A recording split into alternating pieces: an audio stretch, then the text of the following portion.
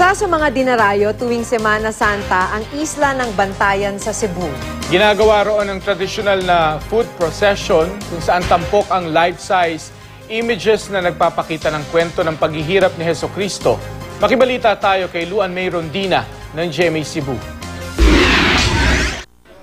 Bukod sa mga simbahan, may iba pang mga lugar na pwedeng puntahan para makapagnilay-nilay at magdasal sa darating na Semana Santa. Sa lungsod ng Cebu, may tinatawag na Celestial Garden. Ekta-ektarya itong Memorial Park kung saan matatagpuan ang hardin ng mga estatwang naglalarawan sa paghihirap ni Jesucristo. Ang ilang deboto doon nagsasagawa ng Way of the Cross. Dakog lugar niya, mingaw sad siya niya, nindot-nindot nga lugar. Sa Cebu City rin, pwedeng bisitahin ang Chapel of Holy Relics. Daan-daang relics ng mga santo tulad nina Saint Teresa of Avila, Padre Pio at Saint Augustine ang pwedeng masilayan. Kaya magod nagpahinumdom nato. Dili lang isip pahinumdom kundi naghatag nato og direct connection no sa mga tao nga nahimong kabahin diha sa atong pagtuo. Isa rin sa mga dinarayo tuwing Semana Santa ang Isla ng Bantayan sa Cebu.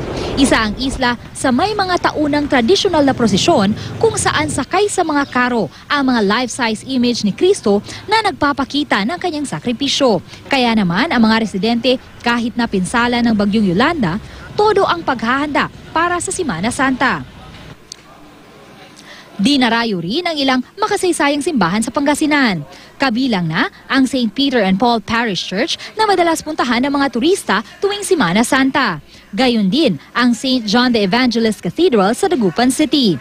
Hindi na kailangan pang mangibang bansa dahil sa Tuba Benguet may tinatawag ding Holy Land. Dahil sa itsura ng lugar, animoy bumalik ka sa lumang panahon nung nabubuhay pa si Jesucristo. Kompleto ang mahalagang eksena sa Old Testament ng Biblia. Mula sa simbolikong panunukso ng ahas nang kainin nina Eva at Adan ang isang mansanas. Laban ni David at Goliath at marami pang iba. Sa Pampanga, simula na ng pagdaraos ng sinakulo. Sa Angeles City, nagtanghal ng paghihirap ni Jesus ang ilang pari.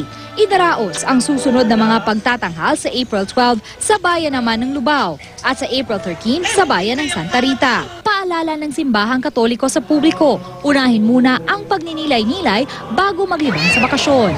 Sometimes what we are asked to give are a little of our time, a little of our sacrifice, a little of our resources, for the good of the others. So it's really the question of what do we give rather than what do we grab, and what do we take. Luan May Rondina, Nagbabalita, Pilipinas.